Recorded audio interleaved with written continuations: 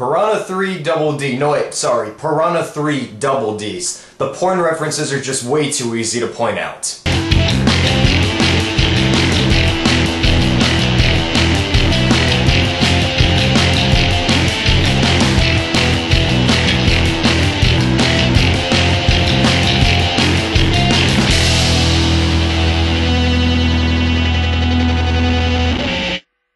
Piranha 3DD is a sequel to Piranha 3D, which itself was a remake of the 1978 B-movie of the same name, and this one is set a few years after the events that took place in the film back in 2010, but this time it centers on a water park where the piranhas are continuing to evolve, and they end up breaking into the water main lines into this water park and terrorize it on the day of opening a new area in the water park. Now the reaction for Piranha 3D was extremely divisive because for those like me who accepted it for its B-movie glee and just relished itself in being so self-aware of what it was doing, whether it was the relentless gore, gratuitous nudity, and so much more, I had a freaking blast with it. It was one of my biggest guilty pleasures from 2010 and still serves as a very fun watch whenever I pop it into my Blu-ray player. However, there were also those that saw the movie and thought it was really stupid and didn't have any redeeming factors whatsoever, so it was already a pretty divisive movie, but when I found out that they were doing a sequel, I was initially intrigued, but then when I found out that not many of the people from the first movie were returning except for Ving, Rhames, but only in cameo form,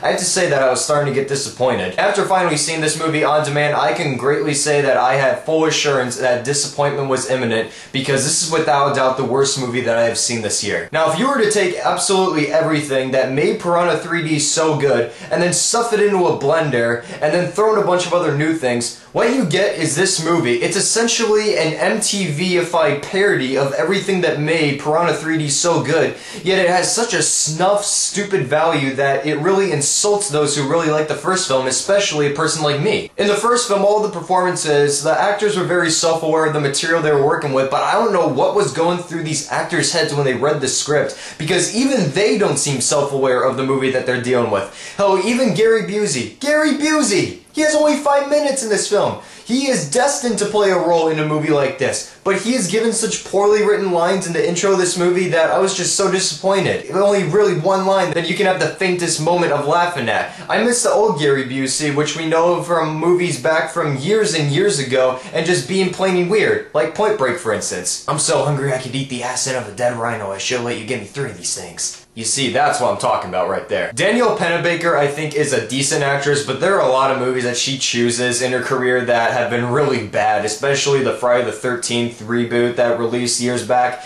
and there have been several others here and there that really haven't lived up to what she can do as an actress. I feel like she's really been let down by her potential with these movies, and here, of course, like every other actor, she's given nothing to work with. Now, the filmmakers behind this, director John Gulager and writers Patrick Melton and Marcus Sturtzen, they both made this movie Feast back in 2006, which was in the vein of a B-movie like this movie tries to be, and it had a lot of over-the-top moments. I somewhat enjoyed that movie, but here it's like they lost every ounce of intelligence to be self-aware of this movie not taking itself seriously, which I know it does. But at the same time though, all the material that they come up with, it's just not entertaining at all. It's just so really low valued in intelligence, and it's just really stupid. At least in Piranha 3D, you had things that were of low intelligence, but they were self-aware of what they were doing. But this one, it just treats it as a complete joke. Transitioning onto the gore is essentially non-existent in this film. It's really just blood in the water you see. There's really only one scene that you creep out from seeing a very disgusting corpse, but otherwise there's nothing else. The gratuitous gore was what made the first film so good,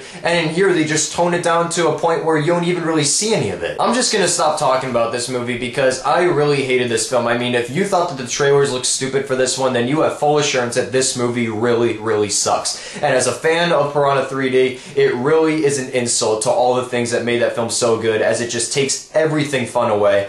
I really hated this movie. I'm gonna give it half star out of 5, and the only reason I'm giving that is because of Gary Busey and Ving Rhames. So if you enjoyed my rant review of Piranha 3DD, I'll be back with another review tomorrow for a movie that I actually really liked in comparison to this one. So in the meantime, for CaliCritic reviews, please do not see this movie, and I'll see you guys later. Goodbye.